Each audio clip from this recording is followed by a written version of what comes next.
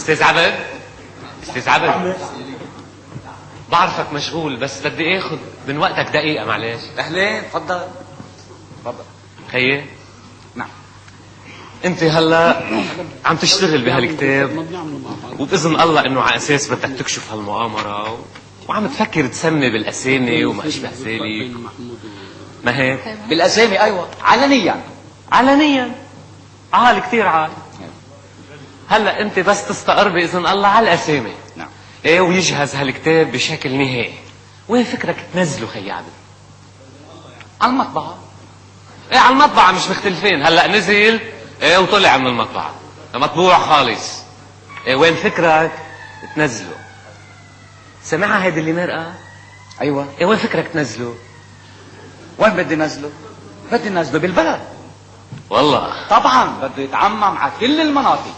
انت مركب هسر لاسنانك قلت لي؟ نعم. ايه بزتوك تحته. كيف يا ابو ليلى؟ وليه ما فيك تنزله؟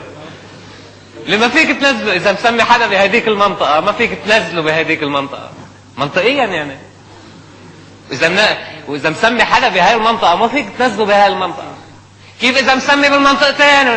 ليك خي عبد، خي عبد ليك نزلوا بالمنطقتين وروح فز عن سعد حداد، ما إلك الا هيك. بالعكس يا ابو ليلى لازم يفلش. ولا حاج تفلش بقى.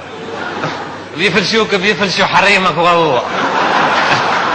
انا بتحمل المسؤولية. ايه بتتحمل المسؤولية بس ما رح فيك تتحمل الدكة.